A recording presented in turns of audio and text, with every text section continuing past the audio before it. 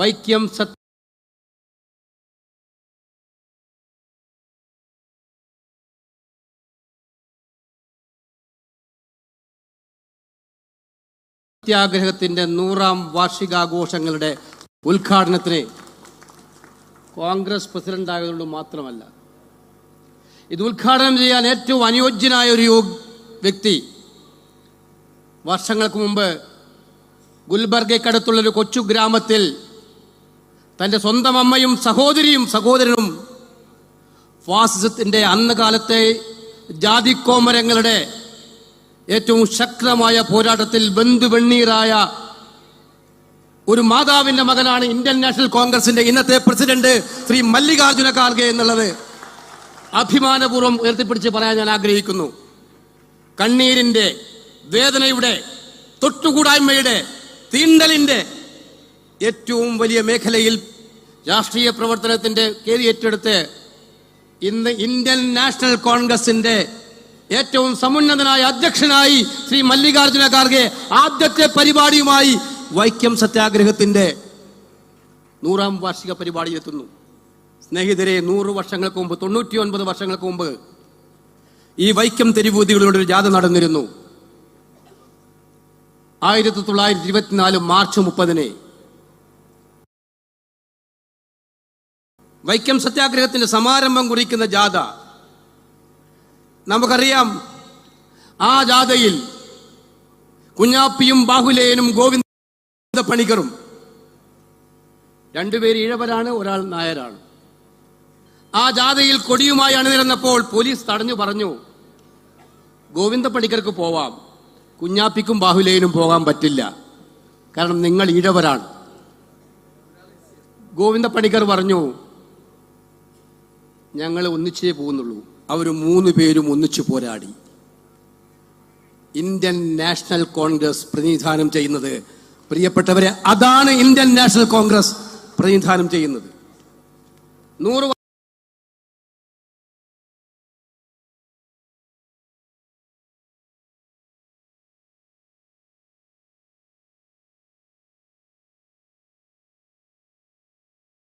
വർഷം കഴിഞ്ഞ് അന്ന് ആ ജാഥ അവർ നടത്തി. ഇവിടെ പറഞ്ഞു, ഞാൻ ആവർത്തിക്കുന്നില്ല, ഞാൻ ദീർഘിപ്പിക്കുന്നില്ല. നമ്മളെല്ലാം കോൺഗ്രസ് പ്രസിഡന്റ് പ്രസംഗം കേൾക്കാനാണ് നിൽക്കുന്നത്. അന്ന് മഹാത്മാഗാന്ധിയുടെ ഏറ്റവും ശക്തമായ ഇടപെടൽ, കാക്കിനാട കോൺഗ്രസിന്റെ റെസല്യൂഷൻ, TK മാധവന്റെ ഏറ്റവും ശക്തമായ ഇടപെടലിലൂടെ കേശവമേനോനും കേളപ്പജിയും കുറൂർ നീലകണ്ഠൻ നമ്പൂതിരിപ്പാടും അങ്ങനെ ഒട്ടനവധി ആളുകളുടെ പ്രതിഭാധനന്മാരായവരുടെ ഇടപെടലുകൾ. ഇവിടെ പറഞ്ഞതുപോലെ അന്ന് ആ സമരത്തിന് പുതിയ ദിശ നൽകിക്കൊണ്ട് സവർണജാഥ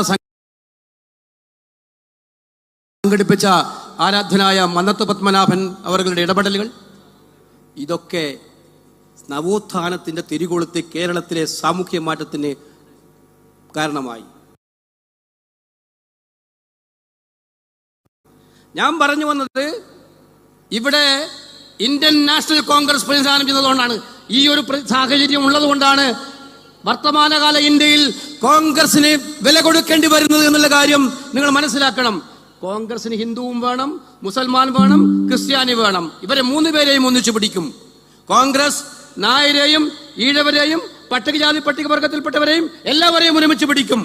കോൺഗ്രസിന് പ്രത്യേകിച്ച് ആരോടും പ്രത്യേക മമതയില്ല, പ്രത്യേകിച്ച് ആരോടും വിദ്വേഷമില്ല. പക്ഷെ ഇവിടെ 100 വർഷം കഴിഞ്ഞ് അന്ന് വഴി നടക്കാൻ വേണ്ടിയിട്ട്, ക്ഷേത്രത്തിൽ പ്രവേശിക്കാൻ വേണ്ടിയിട്ടാണ് പോരാട്ടം നടന്നെങ്കിൽ, ഇന്ന് കേന്ദ്രം ഭരിക്കുന്ന ഫാസിസ്റ്റ് സർക്കാരിനെതിരെ ഒന്നും വേണ്ടാൻ വേണ്ടിയിട്ടുള്ള പോരാട്ടം ഈ നാട്ടിൽ ആരംഭിക്കേണ്ടിയിരിക്കുന്നു എന്നുള്ളതാണ് യാഥാർത്ഥ്യം. എന്താണ് രാഹുൽ ഗാന്ധിയെ പാർലമെന്റിൽ നിന്ന് പുറത്താക്കിയത്? എന്റെ പ്രിയപ്പെട്ട പ്രസിഡന്റ്, നമ്മുടെ പ്രസിഡന്റ് പറയുമെന്നുള്ളതുകൊണ്ട് ഞാൻ ആ കാര്യത്തെ കുറയുന്നില്ല. പക്ഷെ ഒരു കാര്യം മാത്രം മിസ്റ്റർ നരേന്ദ്രമോദി നിങ്ങൾ മനസ്സിലാക്കണം, ഇത് ഇന്ത്യൻ നാഷണൽ കോൺഗ്രസ് ആണ്. 100 വർഷം മുമ്പ് വൈക്കം സത്യാഗ്രഹത്തിലൂടെ അന്നത്തെ നാടുവാഴി പ്രമുഖന്മാർക്കെതിരായിട്ട്, രാജപ്രമുഖന്മാർക്കെതിരായിട്ട് പോരാട്ടം നടത്തി ഐതിഹാസിക വിജയം നേടിയ കോൺഗ്രസ്, ബ്രിട്ടീഷുകാരനെ പായിപ്പിച്ച് കളഞ്ഞ കോൺഗ്രസ്, നരേന്ദ്രമോദി എന്ന മനുഷ്യൻ അങ്ങ് പേടിപ്പിച്ചാൽ പേടിക്കുന്ന പാർട്ടിയല്ല കോൺഗ്രസ്. നരേന്ദ്രമോദി എന്ന മനുഷ്യൻ ഒന്ന് പേടിപ്പിച്ചാൽ നിങ്ങൾക്ക് ആരെയും പേടിപ്പിക്കാം. അങ്ങനെ പേടിച്ചാൽ പേടിക്കുന്ന ആളല്ല ശ്രീമാൻ രാഹുൽ ഗാന്ധി എന്നുള്ള കാര്യം നിങ്ങൾ മനസ്സിലാക്കണം. ഇതുവരെയും മനസ്സിലാക്കിയിട്ടില്ലെങ്കിൽ മോഡി, മിസ്റ്റർ മോഡിജി, അങ്ങേക്കത് മനസ്സിലാക്കാൻ അധിക താമസം ഉണ്ടാകില്ല. ഇത് ഇന്ദിരാഗാന്ധിയുടെ പ്രിയപ്പെട്ട പൗത്രനാണ്. രാജീവ് ഗാന്ധിയുടെയും സോണിയാഗാന്ധിയുടെയും ഇതിലുപരിയായിട്ട് ലക്ഷോപലക്ഷം ജനങ്ങളുടെ മനസ്സിനകത്ത് അവർ സ്നേഹവാത്സല്യം കൊണ്ട് താലോലിക്കുന്ന ഉജ്ജ്വലനായ നേതാവാണ് രാഹുൽ ഗാന്ധി എന്ന് മാത്രം പറഞ്ഞുകൊണ്ട് ഈ ഐതിഹാസികമായ തുടക്കം നമുക്ക് ഇവിടെ അവസാനിക്കുന്നത്. ഈ പോരാട്ടം നമ്മൾ ഇന്ന് കേരളത്തിലും ഇന്ത്യയിലും നടത്തുന്ന പോരാട്ടം, ഞാൻ നേരത്തെ പറഞ്ഞു, തെറ്റുകൾക്കെതിരായി, അഴിമതിക്കെതിരായി വിരൽ ചൂണ്ടാൻ, സംസാരിക്കാൻ വേണ്ടിയിട്ടുള്ള, അതിനു വേണ്ടിയുള്ള സ്വാതന്ത്ര്യത്തിന് വേണ്ടിയുള്ള പോരാട്ടമാണ്. ആ പോരാട്ടം രാഹുൽ ഗാന്ധി നയിക്കുമ്പോൾ രാഹുൽ ഗാന്ധിയെ തകർക്കാൻ ശ്രമിക്കുന്ന ശക്തികൾക്കെതിരായിട്ടുള്ള പോരാട്ടമാണ്. ആരെതിർത്താലും ആര് തകർക്കാൻ ശ്രമിച്ചാലും തെരുവീതികളിലൂടെ കോൺഗ്രസും മാത്രമല്ല ഇന്ത്യയിലെ പ്രതിപക്ഷ പ്രസ്ഥാനവും ഒറ്റക്കെട്ടായി നിങ്ങൾക്കെതിരായി അണിനിരക്കും. അതിന്റെ പടഹധ്വനിയാണ് ഇവിടെ നിന്നും ഉയരുന്നത് എന്ന് സൂചിപ്പിച്ചുകൊണ്ട് വൈക്കം സത്യാഗ്രഹത്തിൽ പങ്കെടുത്ത് നമുക്ക് വഴികാട്ടികളായ എല്ലാവർക്കും അങ്ങേയറ്റത്തെ സല്യൂട്ട് അർപ്പിച്ചുകൊണ്ട് ഞാൻ എൻ്റെ വാക്കുകൾ അവസാനിപ്പിക്കുന്നു. നമസ്കാരം. ജയ് Hind. On behalf of Satyagraha Centenary Celebration Committee and KPCC, I cordially invite Honorable Congress President Mallikarjun Kharge to inaugurate the one-year-long celebration.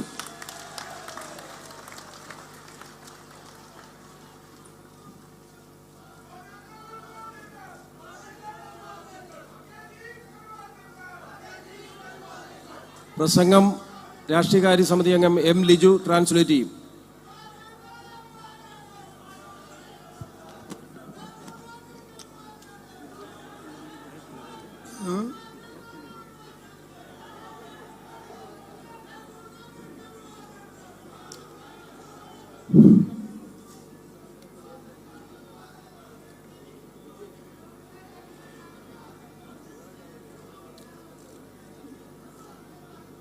Shri K.C. Venugopal ji, General Secretary, Organization, Shri K. Sudhakaran ji, President, Kerala Congress Committee, Shri V.D. Satishan, CLP leader. Sorry, because short of time I can't take the names of all the important leaders who are sitting on the dais and also the leaders who are sitting there. So all senior leaders on the dais, friends from the media and brothers and sisters. AICCയുടെ സംഘടനാ ചുമതലയുള്ള general secretary Shri K.C. Venugopal, KPCC അധ്യക്ഷൻ Shri K Sudhakaran അവർ, മറ്റ് ഏറ്റവും ബഹുമാന്യരായ നേതാക്കൾ, സമയ ചുരുക്കം നിമിത്തം മുഴുവൻ ആളുകളുടെയും പേര് പറയുന്നില്ല. It is a matter of immense pride and honor for me to inaugurate the centenary celebration for this historical event of Vaikom Satyagraha in Kerala today. ചരിത്രപ്രസിദ്ധമായ വൈക്കം സത്യാഗ്രഹത്തിന്റെ ശതാബ്ദി ആഘോഷം ഉദ്ഘാടനം ചെയ്യുക എന്നത് എന്നെ സംബന്ധിച്ച് അങ്ങേയറ്റം ബഹുമതിയാണ്. ഏറ്റവും ആദരവോടെ ഞാൻ ആ ദൗത്യം നിർവഹിക്കുന്നു. Vaikom Satyagraha holds a special significance in India's centuries-long struggle against caste discrimination, as also Indian National Congress relentless strive for achieving India's independence from the colonial rules.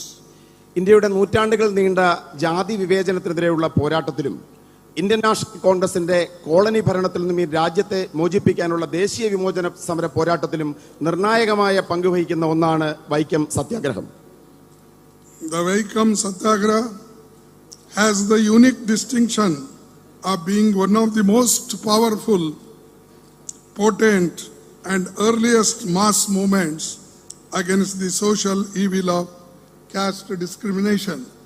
ജാതി വിവേചനത്തിനെതിരെയുള്ള ഏറ്റവും അതിശക്തമായ പോരാട്ടം ഇന്ത്യയിൽ ആദ്യമായി നടന്ന ജനായത്ത മുന്നേറ്റങ്ങൾ ആണ് വൈക്കം സത്യാഗ്രഹം എന്നത് അതിനൊരു പ്രത്യേകമായ പ്രാധാന്യം നൽകുന്നു. This movement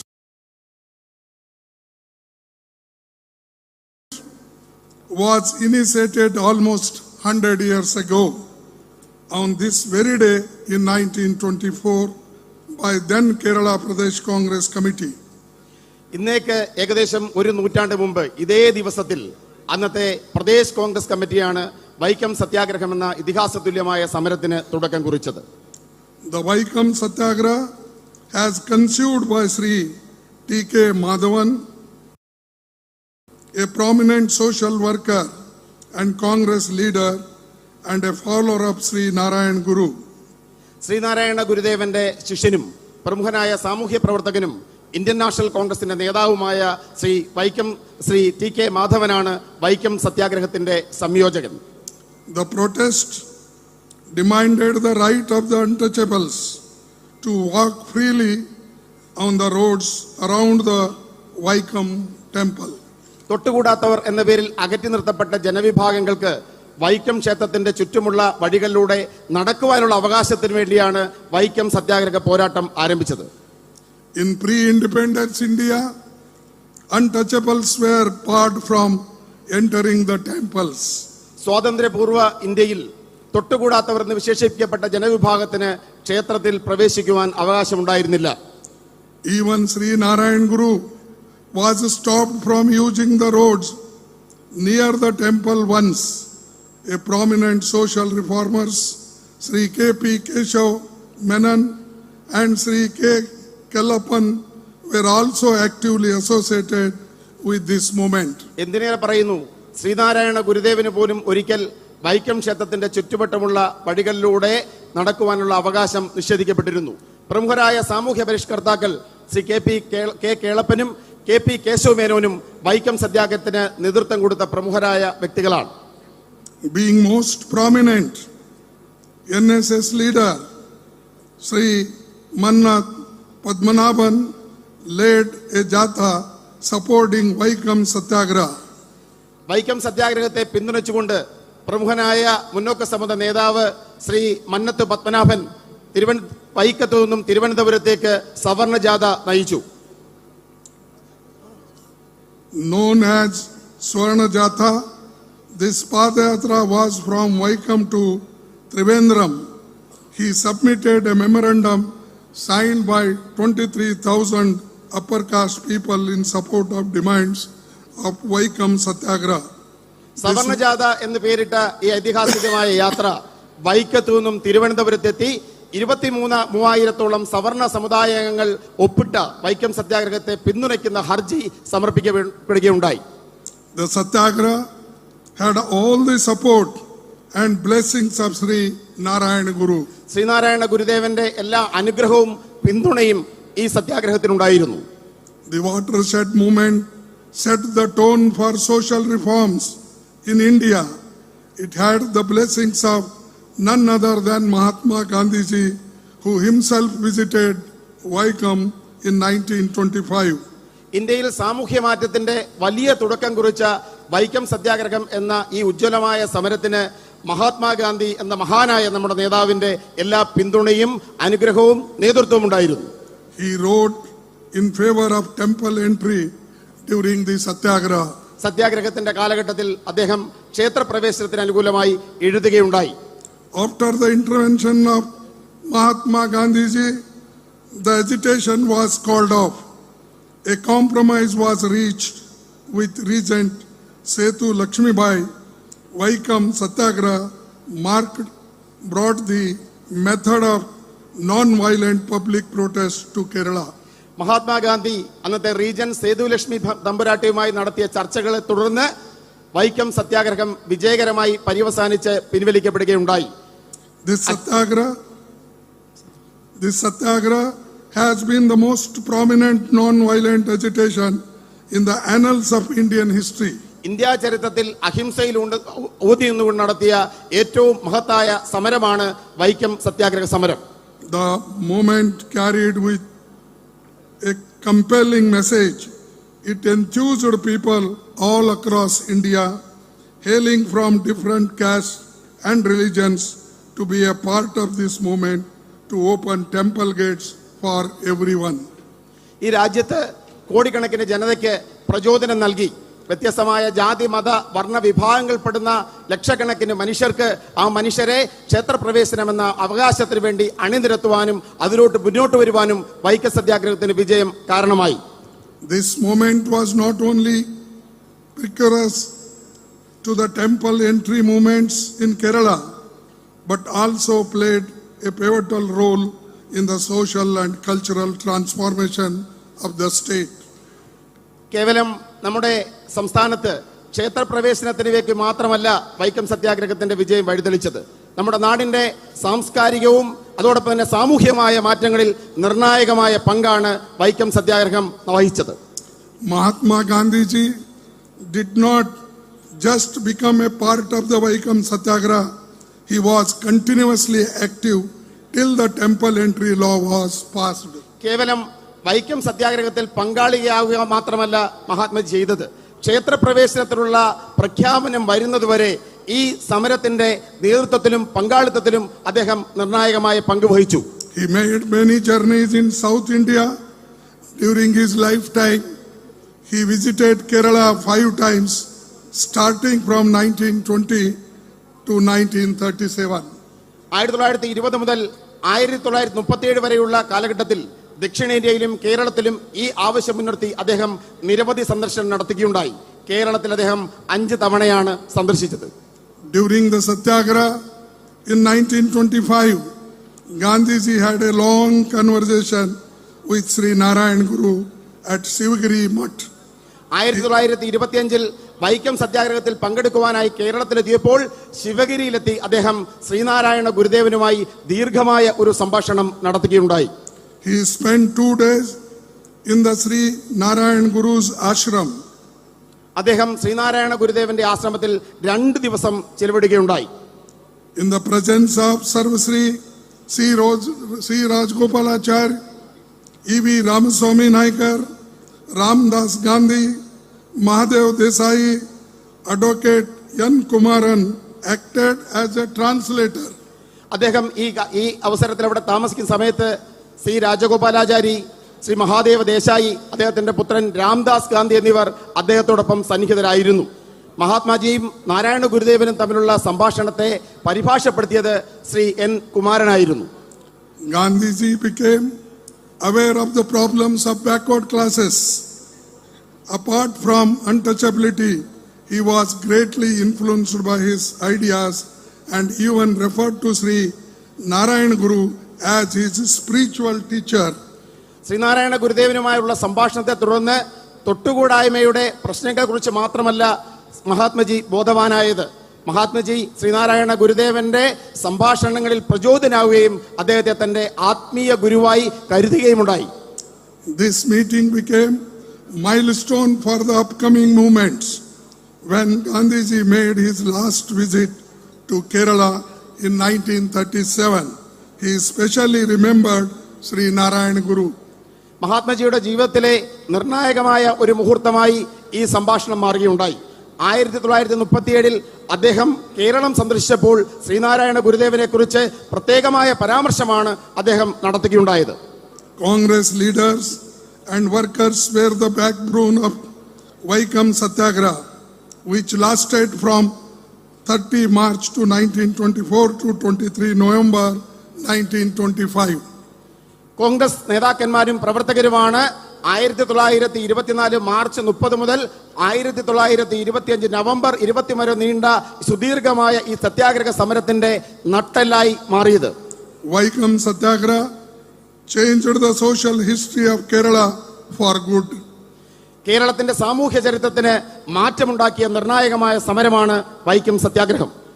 In the early 1930s, the Vaikom Satyagraha also inspired Guruvayur Satyagraha in then Malabar district, in which Congress leaders participated. 1930 ആദ്യ പാദങ്ങളിൽ മലബാറിൽ ഗുരുവായൂർ സത്യാഗ്രഹത്തിന് പ്രചോദനമായി മാറിയത് Vaikom സത്യാഗ്രഹമാണ്. RSS had no role in this movement. RSSന് ഈ മഹത്തായ സമരത്തിൽ യാതൊരു പങ്കുമില്ല.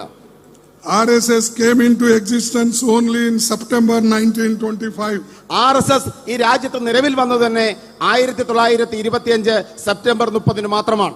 So they can't claim they have worked for the backward classes and untouchables in those days.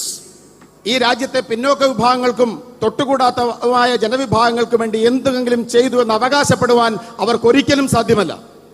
With the old commitment of Mahatma Gandhi, social reform leaders of Kerala and other Congress leaders to remove social inequalities and injustices prevailing in the society, the movement gained huge momentum all over the country. മഹാത്മജിയുടെയും കേരളത്തിലെ സാമൂഹ്യ നവോത്ഥാന നേതാക്കന്മാരുടെയും കോൺഗ്രസിന്റെ നിരവധി നേതാക്കന്മാരുടെയും ഉറച്ച പിന്തുണയിൽ ഈ രാജ്യത്ത് ആകമാനം വലിയ സാമൂഹ്യ മാറ്റങ്ങൾ ഉണ്ടാക്കിക്കൊണ്ട് ഈ മഹാപ്രസ്ഥാനം പടർന്നു കയറുകയുണ്ടായി. In 1923, Kakinada session of the Congress Party, presided over by Maulana Muhammad Ali, Sri T.K. Madhavan introduced a resolution against the untouchability. 1923 Maulana Muhammad Ali അധ്യക്ഷനായ കാക്കിനാട കോൺഗ്രസിൽ ശ്രീ ടി കെ മാധവൻ ഐത്തോച്ചാടനം ഒരു പ്രമേയമായി അവതരിപ്പിക്കുകയുണ്ടായി. Later, in December 1924, a detailed resolution against untouchability was passed in Belgaum session of Congress, where Mahatma Gandhi got elected as Congress president in 1924, which falls in my state. പിന്നീട് 1924 മഹാത്മജി അധ്യക്ഷനായി തെരഞ്ഞെടുക്കപ്പെട്ട ബെൽഗാം കോൺഗ്രസിൽ കൂടുതൽ വിശദമായ ഐത്തോച്ചാടന പ്രമേയം അവതരിപ്പിക്കുകയുണ്ടായി. ഭാഗ്യവശാൽ ബെൽഗാം എന്റെ നിയോജക മണ്ഡലത്തിലാണ് എന്ന് പറയുന്നതിൽ എനിക്ക് അഭിമാനമുണ്ട്. It was the same session where Mahatma Gandhi presided as the AICC president for the first time. Mahatmaji ആദ്യമായി അഖിലേന്ത്യാ കോൺഗ്രസ് കമ്മിറ്റിയുടെ അധ്യക്ഷ സ്ഥാനം ഏറ്റെടുത്തത് Belgaum സെഷനിലാണ്. Congress party also made a continuous efforts in imparting education and opening up various avenues for the upliftment of the oppressed classes. അടിച്ചമർത്തപ്പെട്ട ജനവിഭാഗങ്ങളുടെയും വിദ്യാഭ്യാസത്തിനും വേണ്ടി നിരവധി പദ്ധതികളാണ് ഇന്ത്യൻ നാഷണൽ കോൺഗ്രസ് ആവിഷ്കരിച്ചത്. Congress also a committee on untouchability as far back as in 1929, consisting of Pandit Madan Mohan Malviyaji, Sri Jamanlal Bajaj as secretary to the committee to study and deal with the state. 1929 ഐത്തോച്ചാടനത്തെ മുൻനിർത്തി പണ്ഡിറ്റ് മദൻ മോഹൻ മാളവിയും ജംനാലാൽ ബജാജിനെ secretary ആക്കിക്കൊണ്ടും ഇതിനെക്കുറിച്ച് പഠിക്കുവാൻ ഒരു committee Indian National Congress രൂപീകരിക്കുകയുണ്ടായി. Under the leadership of Pandit Nehru, Baba Saheb Ambedkar and several other leaders, all these endeavors bore fruit in providing constitutional guarantees through fundamental rights incorporated in the Constitution of India. Pandit Jawaharlal നെഹ്റുവിന്റെയും B R. അംബേദ്കറിന്റെയും ശ്രമഫലമായി Indian ഭരണഘടനാ നിർമ്മാണ അസംബ്ലിയിൽ രൂപീകരിക്കപ്പെട്ട Indian ഭരണഘടനയിലൂടെ മൗലിക അവകാശങ്ങളായി അടിച്ചമർത്തപ്പെട്ട ജനവിഭാഗങ്ങൾക്കുള്ള അവകാശങ്ങൾ Indian ജനതയ്ക്ക് ലഭ്യമാവുകയുണ്ടായി. It is result of this outcome that we have in our Constitution Article 15, which prohibits discrimination on the grounds of religion, race, caste, sex, or place of birth.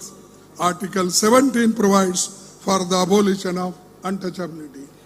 ഈ ഇടപെടലുകളുടെ ഫലമായി Indian ഭരണഘടനയുടെ അനുച്ഛേദം 15 പ്രകാരം ലിംഗത്തിന്റെയോ ജനിച്ച സ്ഥലത്തിന്റെയോ ജാതിയുടെയോ മതത്തിന്റെയോ പേരുള്ള എല്ലാ തരത്തിലുള്ള വിവേചനവും ഇന്ത്യൻ ഭരണഘടന തടഞ്ഞിരിക്കുന്നു.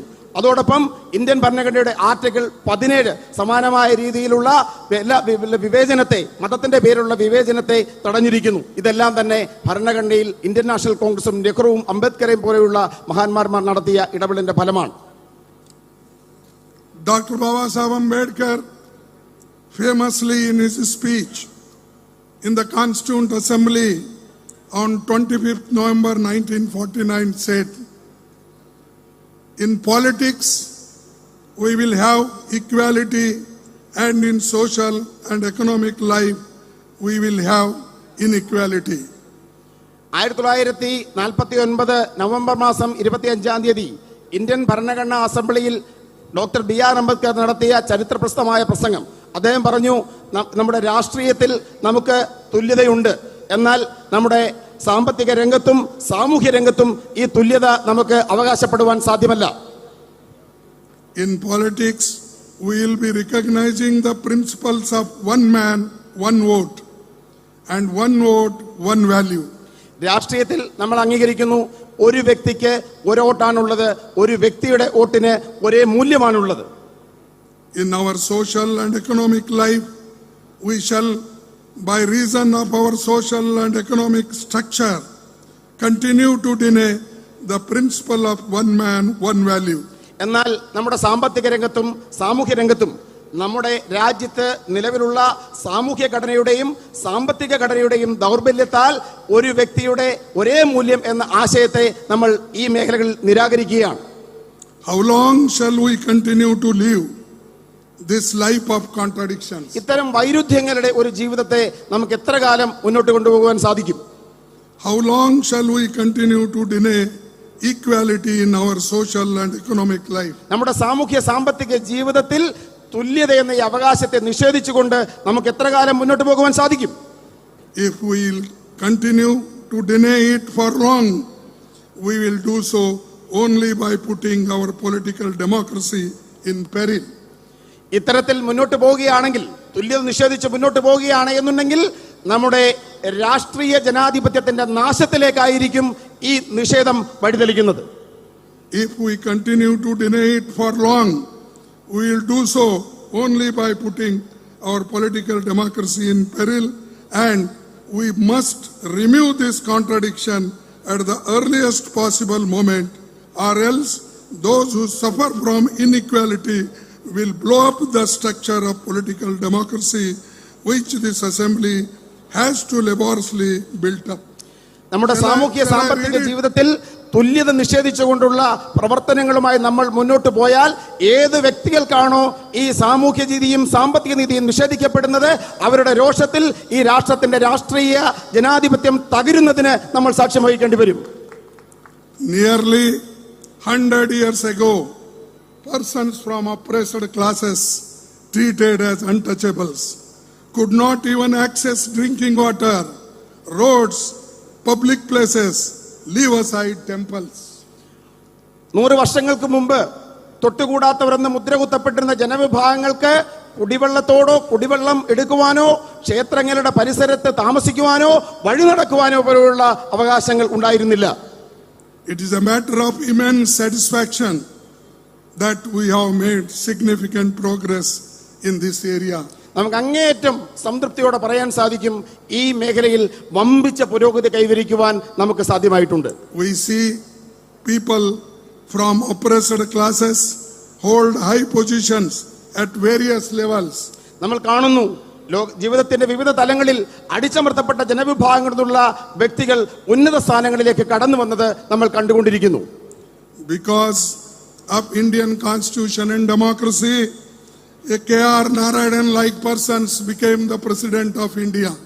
ഇന്ത്യൻ ഭരണഘടന, ഇന്ത്യൻ ജനാധിപത്യത്തിന് കരുത്തേകുന്ന ഇന്ത്യൻ ഭരണഘടനയും ജനാധിപത്യവും കാരണമാണ് ശ്രീ KR നാരായണനെ പോലെയുള്ള വ്യക്തികൾ ഈ രാജ്യത്തിന്റെ പരമോന്നത സ്ഥാനത്ത് എത്തിച്ചേർന്നത്. This is because of the progressive ideas and beliefs of Congress leaders and their relentless fight, which reflects in the Constitution of India. Indian National Congress നേതാക്കന്മാരുടെ പുരോഗമനപരമായ ചിന്തയും അതോടൊപ്പം അവരുടെ പോരാട്ടവും ഇന്ത്യയുടെ ഭരണഘടന നേടിയെടുക്കാൻ വേണ്ടി നടത്തിയ അത്യുജ്വലമായ സമരങ്ങളുമാണ് ഈ നേട്ടങ്ങൾക്ക് കാരണമായത്. Its provisions of one person, one vote, right to equality and right to equal opportunity. ഒരു വ്യക്തിക്ക് ഒരു വോട്ട്, എല്ലാവർക്കും തുല്യത, അവസരങ്ങളുടെ മൗലികാവകാശം, ഇതൊക്കെയാണ് ഈ രാജ്യത്ത് മാറ്റങ്ങൾ ഉണ്ടാക്കിയത്. ഇന്ത്യൻ ഭരണഘടന ഉറപ്പു നൽകിയ ഈ മാറ്റങ്ങൾ, ഈ അവകാശങ്ങൾ. It also shows the significance of the Vaikom Satyagraha, which is credited as the first anti-caste struggle in India. ഈ രാജ്യത്ത് ജാതിക്കെതിരെയുള്ള ആദ്യ സമര പോരാട്ടമായ വൈക്കം സത്യാഗ്രഹത്തിന് തീർച്ചയായും ഈ മാറ്റങ്ങളുടെ നേട്ടം അവകാശപ്പെടുവാൻ സാധിക്കും. The India that we built stands at crossroads today. It was the Congress party that laid a struggle foundation for a vibrant and thriving democracy. നമ്മൾ ഇത്തരത്തിൽ നേടിയെടുത്ത ഇന്ത്യ ഇന്നൊരു ദശാസന്ധിയിലാണ്, ഒരു പ്രതിസന്ധിയിലാണ്. നമ്മുടെ ഉജ്ജ്വലവും ഊർജ്ജസ്വലവുമായ ജനാധിപത്യം, ഇന്ത്യൻ നാഷണൽ കോൺഗ്രസ് നേടിയെടുത്ത ഊർജ്ജസ്വലമായ ജനാധിപത്യം ഇന്ന് പ്രതിസന്ധി നേരിടുന്നു. We also strove to ensure equality, justice, fraternity and fundamental freedoms for all our citizens. ഈ രാജ്യത്തെ ജനങ്ങൾക്ക് തുല്യതയും നീതിയും സാഹോദര്യവും എല്ലാ മനുഷ്യർക്കും തുല്യമായ അവകാശങ്ങളും ഉറപ്പുവരുത്താനുള്ള പോരാട്ടം ഇന്ത്യൻ നാഷണൽ കോൺഗ്രസ് നടത്തിയിരുന്നു. Now the very foundation of Indian democracy is being attacked on daily basis by those in power. ഇന്ന് ഓരോ ദിവസവും ഈ രാജ്യത്ത് അധികാരത്തിരിക്കുന്നവർ ഇന്ത്യൻ ജനാധിപത്യത്തിന്റെ അടിത്തറ തകർക്കുവാൻ ഓരോ ദിവസവും ശ്രമിച്ചുകൊണ്ടിരിക്കുകയാണ്. Sri Rahul Gandhi ji, disqualified from Lok Sabha, was the darkest day in the history of Indian democracy. Indian ജനാധിപത്യത്തിലെ ഏറ്റവും കറുത്ത ദിനമാണ് ശ്രീ രാഹുൽ ഗാന്ധി ഇന്ത്യൻ ലോക്സഭയിൽ നിന്നും അയോഗ്യനാക്കപ്പെട്ട ദിവസം. There are various legal issues in the judgment of the trial court. However, those will be dealt with at the appropriate forum by our legal team. ഈ വിചാരണ കോടതിയുടെ നടപടിക്രമങ്ങളിൽ നിരവധി പാളിച്ചകളുണ്ടെങ്കിലും അതെല്ലാം തന്നെ നിയമപരമായി നേരിടുവാനാണ്, അല്ലെങ്കിൽ നിയമത്തിന്റെ പാതയിൽ നേരിടാനാണ് കോൺഗ്രസ് പാർട്ടി തീരുമാനിച്ചിരിക്കുന്നത്. However, BJP government manipulations in the matter must be pointed out. If we see the timeline of the whole case, it could not be clearer than this. എങ്കിലും ബിജെപി സർക്കാർ ഈ കേസിൽ നടത്തിയിട്ടുള്ള ഇടപെടലുകൾ, ഈ കേസിന്റെ കാലക്രമം പരിശോധിക്കുമ്പോൾ അവർ നടത്തിയിട്ടുള്ള തെറ്റായ ഇടപെടലുകൾ ജനത്തിന്റെ മുമ്പിൽ വിളിച്ചു പറയുവാനുള്ള തീരുമാനം ഇന്ത്യൻ നാഷണൽ കോൺഗ്രസ് എടുത്തിട്ടുണ്ട്. Modi government deliberately allowed this exercise to play out. Number 1, 13th April 2019, Rahul Gandhi ji makes an election speech in Kolar, Karnataka. 2019 Lok Sabha election സമയത്ത് കർണാടകത്തിലെ കോലാറിൽ രാഹുൽ ഗാന്ധി അദ്ദേഹത്തിന്റെ പ്രസംഗം നടത്തുകയുണ്ടായി. 16th April 2019, BJP MLA files the case in Surat, Gujarat. 2019 April മാസം 16-ാം തീയതി ഗുജറാത്തിൽ നിന്നുള്ള BJP MLA സൂറത്ത് കോടതിയിൽ കേസ് ഫയൽ ചെയ്തു. 7th March 2022, the complainant himself seeks a stay from Gujarat High Court on his own complaint. High Court grants the stay. 2022 March മാസത്തിൽ ഇതേ പരാതിക്കാരൻ ഗുജറാത്ത് ഹൈക്കോടതിയെ സമീപിച്ച് ഈ കേസിന്റെ വിചാരണ, സ്വയം കൊടുത്ത കേസിന്റെ വിചാരണ നിർത്തിവെക്കുവാൻ അനുമതി നേടിയെടുക്കുകയുണ്ടായി. 7th February 2023, Rahul Gandhi ji makes a speech in Lok Sabha exposing the Modi-Adani nexus. 2023 ഫെബ്രുവരി മാസം 23-ാം തീയതി ഇന്ത്യൻ ലോക്സഭയിൽ അദാനിയും നരേന്ദ്രമോദിയും തമ്മിലുള്ള ബന്ധം തുറന്നു കാട്ടിക്കൊണ്ടുള്ള പ്രസംഗം ശ്രീ രാഹുൽ ഗാന്ധി നടത്തി. 16th February 2023, the complainant withdraws his own request for stay in the Gujarat. 2023 ഫെബ്രുവരി മാസം 16-ാം തീയതി ഗുജറാത്ത് ഹൈക്കോടതിയെ സമീപിച്ച പരാതിക്കാരൻ തന്റെ ഹർജിയിന്മേലുള്ള സ്റ്റേ നീക്കിയെടുക്കുന്നതിൽ വിജയിച്ചു. 27th February 2023, hearing resumes in the trial court. 2023 ഫെബ്രുവരിയിൽ വിചാരണ കോടതിയിൽ ഈ കേസുമായി ബന്ധപ്പെട്ട വാദം ആരംഭിച്ചു. 27-ാം തീയതി, ഫെബ്രുവരി മാസം 27-ാം തീയതി. 23rd March 2023, the trial court convicts Sri Rahul Gandhi ji. ദിവസങ്ങൾക്കകം 2023 March മാസം 23-ാം തീയതി വിചാരണ കോടതി ശ്രീ രാഹുൽ ഗാന്ധിയെ ചുരുങ്ങിയ സമയത്തിനുള്ളിൽ വിചാരണ പൂർത്തീകരിച്ച് ശിക്ഷിച്ചു. Within a matter of 20-25 days, the case is restarted. The hearing is completed. Rahul Gandhi ji handed out a maximum punishment of 2 years. കേവലം 25 ദിവസത്തിനകം കേസ് പുനരാരംഭിച്ച് വാദം പൂർത്തീകരിച്ച് ആ കുറ്റത്തിന് കിട്ടാവുന്ന പരമാവധി ശിക്ഷയായ 2 വർഷം തടവ് ചുമത്തപ്പെട്ട് ശ്രീ രാഹുൽ ഗാന്ധിയെ കോടതി അയോഗ്യനാക്കി. On the same day, Modi ji meets Speaker of Lok Sabha. On the same day, അതേ ദിവസം ഇന്ത്യൻ ലോക്സഭയുടെ സ്പീക്കറെ നരേന്ദ്രമോദി നേരിട്ട് കാണുകയുണ്ടായി. രാഹുൽ ഗാന്ധിയെ കോടതി ശിക്ഷിച്ച അതേ ദിവസം ലോക്സഭാ സ്പീക്കറെ നരേന്ദ്രമോദി നേരിട്ട് കണ്ടു. And then the country witnessed what happened. We must look at the lightning speed at which Sri Rahul Gandhi ji was disqualified and asked to vacate his official residence. പിന്നീട് നമ്മൾ കാണുന്നത് മിന്നൽ വേഗത്തിൽ രാജ്യം സാക്ഷ്യം വഹിച്ചു. മിന്നൽ വേഗത്തിൽ രാഹുൽ ഗാന്ധി അയോഗ്യനാക്കപ്പെടുന്നു. അദ്ദേഹത്തിന്റെ ഔദ്യോഗിക വസതി ഒഴിയുവാൻ അദ്ദേഹത്തിന് നോട്ടീസ് നൽകപ്പെടുന്നു. Such actions are indeed condemnable, which are destroying the democratic norms of our country and pushing us towards a dictatorial regime. നമ്മുടെ രാജ്യത്തിന്റെ ജനാധിപത്യത്തെ തകർക്കുകയും രാജ്യത്തെ ഏകാധിപത്യത്തിലേക്ക് നയിക്കുകയും ചെയ്ത ഇത്തരം നടപടികൾ തീർച്ചയായും അപലപിക്കപ്പെടേണ്ടതുണ്ട്. The case was filed by an individual who himself is not a OBC. പിന്നോക്ക വിഭാഗക്കാരനല്ലാത്ത ഒരു വ്യക്തിയാണ് ഈ കേസ് ഫയൽ ചെയ്തത്. All the absconders who were named Nirav Modi, Lalit Modi, Mehul Chokasi are not OBCs. ഈ രാജ്യം വിട്ടുപോയ കൊള്ളക്കാർ നീരവ് മോഡി, ലളിത് മോഡി, മെഹർ ചോക്സി ഇവരാരും തന്നെ OBC പിന്നോക്ക വിഭാഗങ്ങളിൽപ്പെടുന്ന ആളുകളല്ല. But BJP is trying to build up false propaganda of so-called insult to the OBC.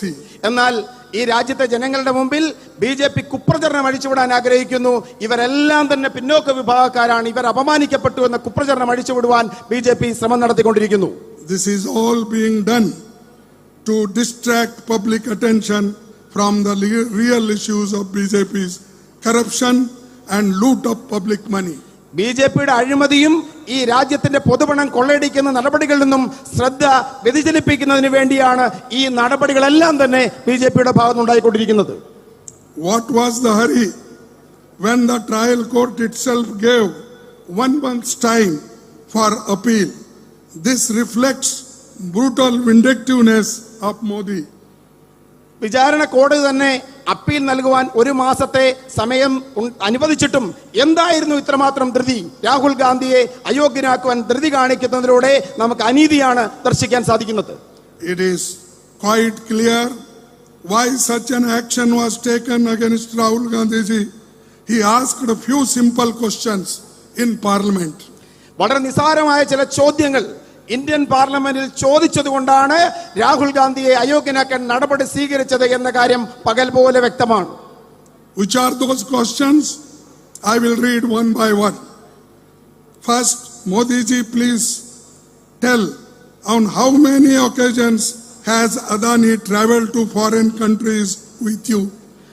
ഈ നിസ്സാരമായ ചോദ്യങ്ങൾ ഞാൻ ആവർത്തിക്കാം. എത്ര തവണ ഗൗതം അദാനി പ്രധാനമന്ത്രി നരേന്ദ്രമോദിക്കൊപ്പം വിദേശ രാജ്യങ്ങൾ സന്ദർശിച്ചു?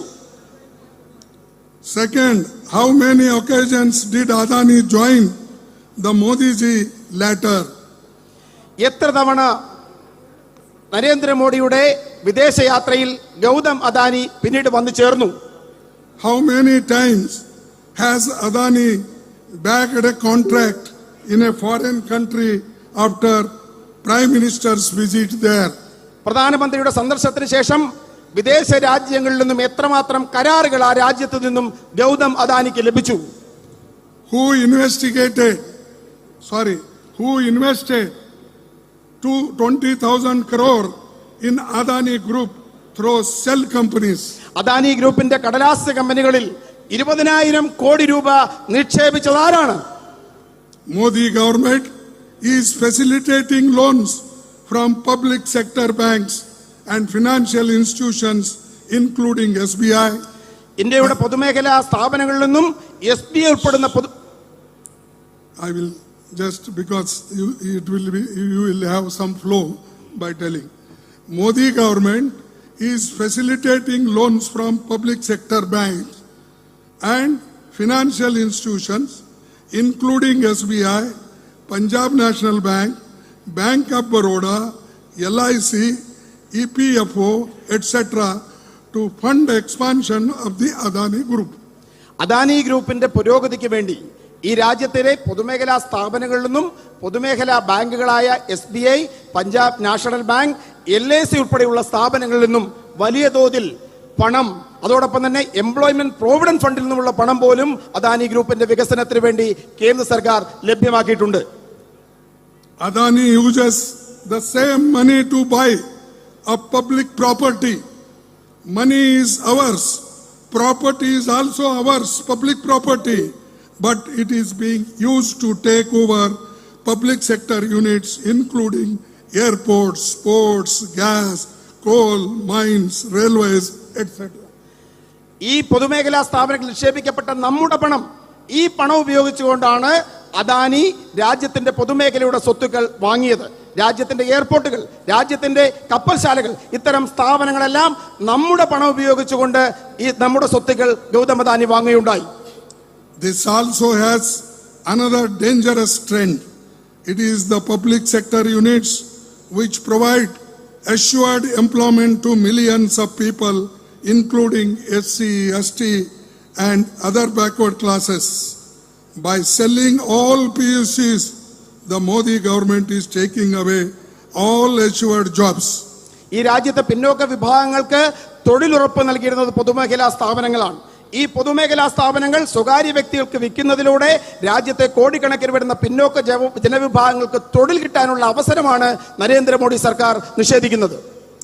Right of reservation of SC, ST and OBC and worsening the employment crisis in the country. രാജ്യത്തെ പിന്നോക്ക വിഭാഗങ്ങൾക്കും പട്ടികജാതി പട്ടിക വിഭാഗങ്ങൾക്കും അവകാശമായിട്ടുള്ള സംവരണം ഇത്തരത്തിൽ നിഷേധിക്കപ്പെടുന്നു. As many as 30 lakh vacancies are currently to be filled in these. 15 lakhs would have gone to reserved categories.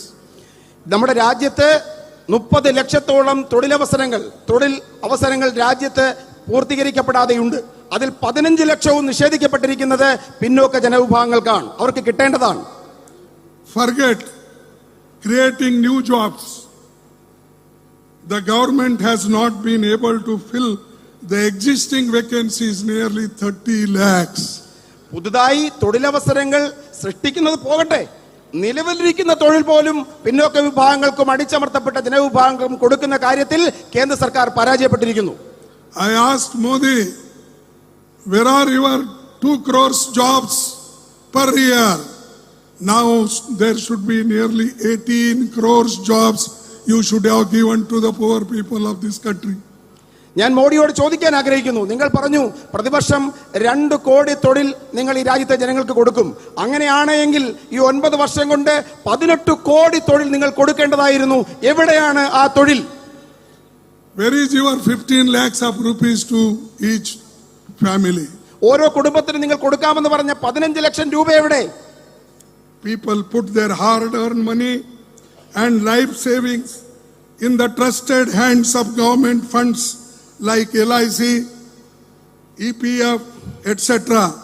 However, the BJP government has not even spared the money of poor people, ordinary workers and laborers.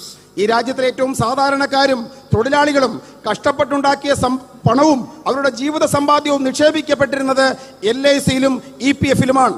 Narendra Modi സർക്കാർ ഈ പണം പോലും കൊടുക്കുന്ന ഈ പണത്തെ പോലും വെറുതെ വിടുവാൻ തയ്യാറായില്ല. They are handing over every last penny to their friends on the platter. അവരുടെ ചെങ്ങാത്ത മുതലാളിമാർക്ക് ഇതിലെ ഓരോ പനിയും ഓരോ തുകയും കൊടുക്കുവാൻ അവർ തയ്യാറായിരിക്കുന്നു. In the UPA government, when I was the Union Minister of Labour, we never risked public money.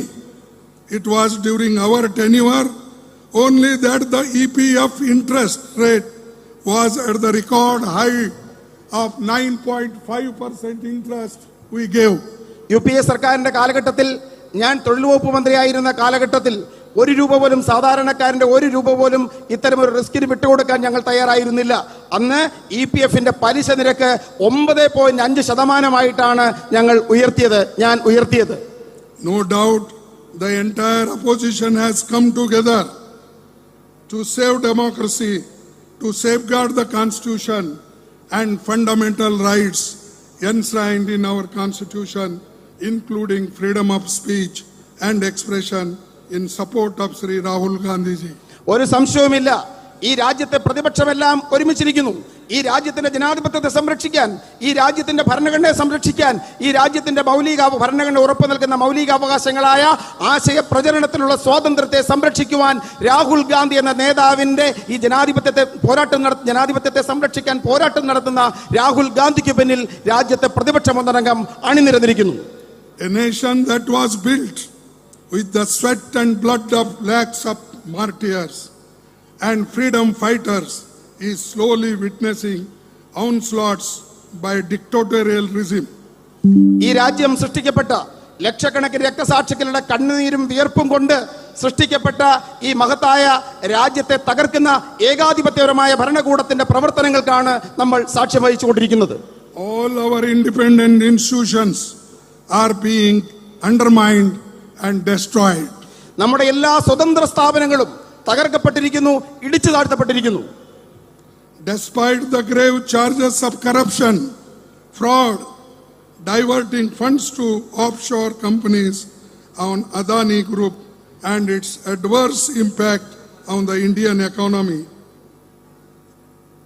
Despite the grave charges of corruption, fraud, diverting funds to offshore companies on Adani Group and its adverse impact on the Indian economy, why is Modi ji hell-bent on defending his friend Mr. Adani? നമ്മുടെ രാജ്യത്തിന്റെ പണം ഇത്തരത്തിൽ മാറ്റിയിട്ടും ഏറ്റവും ഭീകരമായ അഴിമതി ആരോപണങ്ങൾ നിലനിന്നിട്ടും തന്റെ ചെങ്ങാത്ത മുതലാളിയായ ഗൗതം അദാനിയെ ന്യായീകരിക്കാൻ എന്തുകൊണ്ടാണ് നരേന്ദ്രമോദി മുന്നോട്ട് വരുന്നത്? People want to know why is their hard-earned money being looted by BJP government. നമുക്ക് ജനങ്ങൾ അറിയാൻ ആഗ്രഹിക്കുന്നു, അവർ കഷ്ടപ്പെട്ട് സമ്പാദിച്ച പണം എന്തുകൊണ്ടാണ് BJP സർക്കാർ കൊള്ളയടിക്കുന്നത് എന്നറിയാനുള്ള അവകാശം ഈ രാജ്യത്തെ ജനങ്ങൾക്കുണ്ട്. For this reason, we are demanding a joint parliamentary probe. അതുകൊണ്ടാണ് സംയുക്ത പാർലമെന്ററി സമിതിയുടെ അന്വേഷണം ഈ വിഷയങ്ങളിൽ നമ്മൾ ആവശ്യപ്പെടുന്നത്. In the Modi Adani matter, in our demand, is our demand unreasonable? Why is the government running away from the inquiry? ഈ നമ്മുടെ ആവശ്യങ്ങൾ ന്യായമല്ലേ? എന്തുകൊണ്ടാണ് ഈ അന്വേഷണത്തിൽ നിന്നും നരേന്ദ്രമോദി സർക്കാർ ഒഴിഞ്ഞു മാറുന്നത്? When it is time to attack opposition leaders, media houses, NGOs, ED, CBI and income tax department are activated within hours.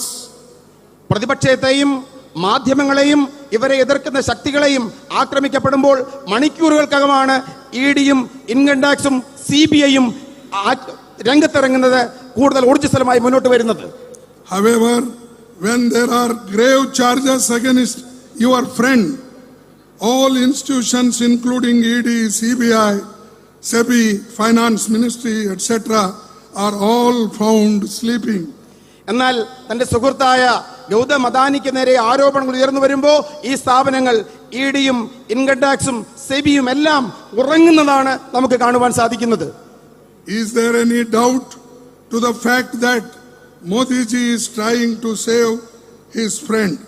എന്തെങ്കിലും സംശയമുണ്ടോ? മോദിജി അദ്ദേഹത്തിന്റെ സുഹൃത്തിനെ സംരക്ഷിക്കാൻ ശ്രമിക്കുകയാണ് എന്ന കാര്യത്തിൽ എന്തെങ്കിലും സംശയം ആർക്കെങ്കിലും ഉണ്ടോ? Why is the Modi government not constituting a joint parliament committee? എന്തുകൊണ്ടാണ് മോദി ഗവൺമെന്റ് ഒരു സംയുക്ത പാർലമെന്ററി സമിതി രൂപീകരിക്കാത്തത്? The BJP government has a clear majority in parliament. BJP സർക്കാരിന് പാർലമെന്റിൽ വ്യക്തമായ ഭൂരിപക്ഷമുണ്ട്. So clearly BJP will also have a majority members in the JPC. അതുകൊണ്ട് തന്നെ സംയുക്ത പാർലമെന്ററി സമിതിയിൽ BJP അംഗങ്ങൾക്കായിരിക്കും ഭൂരിപക്ഷം എന്ന കാര്യത്തിലും ഒരു സംശയവുമില്ല. Then what is it really that the BJP government fears? പിന്നെ എന്തിനെയാണ് BJP സർക്കാർ ഭയക്കുന്നത്? If the JPC is constituted, all relevant evidence and documents will come before the committee. Ministries, investigating agencies, company officials, will all summoned before the committee will get to know the real factual position and the truth will come out for all to see. ഇത്തരത്തിൽ സംയുക്ത parliamentary സമിതി രൂപീകരിക്കപ്പെടുകയാണെങ്കിൽ ആ സംയുക്ത parliamentary സമിതിക്ക് മുമ്പാകെ രേഖകൾ, അതോടൊപ്പം തന്നെ ഇതുമായി ബന്ധപ്പെട്ട് നിൽക്കുന്ന കമ്പനികൾ, ഉദ്യോഗസ്ഥന്മാർ തുടങ്ങി എല്ലാ കാര്യങ്ങളും രംഗത്ത് വരും. ഇത് ജനങ്ങൾ അറിയാനിടയാകും, ജനസമക്ഷത്ത് മുന്നോട്ട് വരുമെന്നുള്ളത് കൊണ്ടാണ് സംയുക്ത പാർലമെന്ററി സമിതിയെ BJP സർക്കാർ ഭയക്കുന്നത്. Modi ji must come clean on this. Why he is shying away from the setting of the GPC? For the sake of saving his friend, Modi ji is ready to sacrifice everything. Our parliament, democracy, Indian constitution, it does not matter. Can you believe the complete budget session of parliament is being washed out just to save one person, Adani? ഇത്തരമൊരു സംയുക്ത parliamentary സമിതി കുറ്റവിമുക്തനാക്കിയാൽ എല്ലാ ആരോപണങ്ങളിൽ നിന്നും ശ്രീ നരേന്ദ്രമോദി പുറത്തു വരും. പക്ഷേ അദ്ദേഹം അതിന് തയ്യാറല്ല. അദ്ദേഹത്തിന്റെ സുഹൃത്തിനെ രക്ഷിക്കുവാൻ വേണ്ടി ഈ രാജ്യത്തിന്റെ ജനാധിപത്യം, ഇതിന്റെ പാർലമെന്ററി ഡെമോക്രസി തുടങ്ങിയ എല്ലാ കാര്യങ്ങളെയും അദ്ദേഹം ബലികഴിക്കുവാൻ തയ്യാറാണ്. നിങ്ങൾ വിശ്വസിക്കുമോ? കഴിഞ്ഞ പാർലമെന്ററി സെഷൻ, ബജറ്റ് സെഷൻ മുഴുവൻ തന്നെ അദ്ദേഹം ഈ കാരണത്താൽ സസ്പെൻഡ് ചെയ്യുകയുണ്ടായി, ഇല്ലാതാക്കുകയുണ്ടായി, തടസ്സപ്പെടുത്തുകയുണ്ടായി. All BJP leaders, cabinet ministers, prime minister are working overtime to save Adani.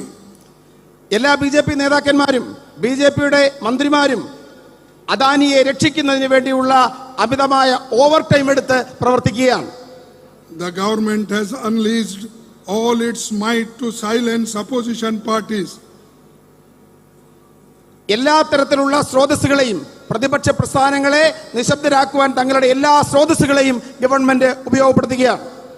In 1950, right after India's independence, Nehruji said, I don't want India to become a country where millions of people say yes to one person.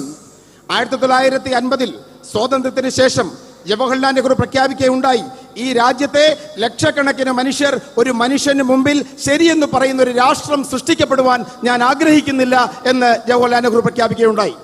I want a strong opposition. ഞാൻ ശക്തമായൊരു പ്രതിപക്ഷത്തെ ആഗ്രഹിക്കുന്നു. He further said, I will not abandon the democratic system in exchange for anything. ഒന്നിനു വേണ്ടിയും ഈ രാജ്യത്തിന്റെ ജനാധിപത്യ സംവിധാനത്തെ കൈമാറുവാൻ താൻ തയ്യാറല്ല എന്ന് നെഹ്റുജി അന്ന് പ്രഖ്യാപിക്കുകയുണ്ടായി. Indian National Congress led the fight for India's independence. It is once again that we will have to fight so that the democracy and democratic institutions and the constitutional principles remain intact in the country. ഈ രാജ്യത്തിന്റെ ജനാധിപത്യം സ്വാതന്ത്ര്യം നേടിയെടുക്കാനുള്ള പോരാട്ടം നയിച്ച ദേശീയ പ്രസ്ഥാനമായ Indian National Congress ഒരിക്കൽ കൂടി ഈ രാജ്യത്തിന്റെ ജനാധിപത്യവും ഭരണഘടനയും നിലനിർത്താനുള്ള അന്തിമ പോരാട്ടത്തിനായി തയ്യാറെടുക്കുന്നു. I found this forum appropriate to frankly express my views as Sri Rahul Gandhi ji has been a popularly elected member of Lok Sabha from the state of Kerala. ഈ സംസ്ഥാനത്ത് നിന്നാണ് വൻ ഭൂരിപക്ഷത്തിൽ ശ്രീ രാഹുൽ ഗാന്ധി ലോക്സഭയിലേക്ക് തിരഞ്ഞെടുക്കപ്പെട്ടത്. ഈ മണ്ണിൽ നിന്ന് തന്നെ ഈ പ്രഖ്യാപനം നടത്തുവാൻ ഞാൻ ആഗ്രഹിക്കുന്നു. Now coming back to this auspicious occasion, I pay my tributes to Mahatma Gandhi ji, Narayan Guru, Periyar, P.R. Ambedkar, Pandit Jawaharlal Nehru, T.K. Madhavan, Sri K.P. Keshavan Menon, and K. Kalappan, and other visionary distinguished social reformers who played a pioneering role in Vaikom Satyagraha. ഈ അതുല്യമായ വേദിയിൽ You need not, because all names are there, they will understand. The Indian National Congress stands committed to constantly endeavoring for social equality, justice, upliftment of the oppressed classes, and progress of Mother India. സാമൂഹ്യ നീതിക്കും തുല്യതയ്ക്കും ഈ രാജ്യത്തെ അടിച്ചമർത്തപ്പെട്ട ജനവിഭാഗങ്ങളുടെ ഉയർച്ചയ്ക്കും വേണ്ടി എന്നും Indian National Congress പ്രതിജ്ഞാബദ്ധമായിരിക്കുമെന്ന് പ്രഖ്യാപിക്കാൻ ഞാൻ ആഗ്രഹിക്കുന്നു. Lastly, one quotation I am remembering from Ramsay MacDonald, who is an Irish patriot. Once he said, "No man can be grateful at the cost of his honor." No man can be grateful at the cost of his honor. No woman can be grateful at the cost of her chastity. And no nation can be grateful at the cost of its liberty. ഒരു വനിതയും ഒന്നിനു വേണ്ടിയും തന്റെ ചാരിത്രത്തെ പണയപ്പെടുത്താൻ തയ്യാറാവരുത്. ഒരു രാജ്യവും അതിന്റെ ആത്മാഭിമാനം ഒന്നിനു വേണ്ടിയും പണയപ്പെടുത്താൻ ആഗ്രഹിക്കരുത്. പ്രശസ്തനായ ഒരു ഐറിഷ് വിപ്ലവകാരിയുടെ വാക്കുകൾ ഈ അവസരത്തിൽ ഉദ്ധരിക്കുവാൻ ഞാൻ ആഗ്രഹിക്കുന്നു. Therefore, we have to protect our democracy. Whosoever may be, however great man may be, however good speaker he may be, you remember, he is emerging as a dictator. You have to stand up, fight against save the democracy, fight against the dictatorship. This is my request to you. This is the message of Vaikom Satyagraha, and I am gladly inaugurating this, and I hope you will continue this principle. Thank you, one and all. Jai Hind. I will say thrice Jai Hind. You have to say Jai Hind. Jai Hind. What nobody is speaking from there. The way up to Vaikom temple goes from there. Jai Hind. Jai Hind. Jai Hind. Jai Hind. Thank you. Thank you. Namaskaram.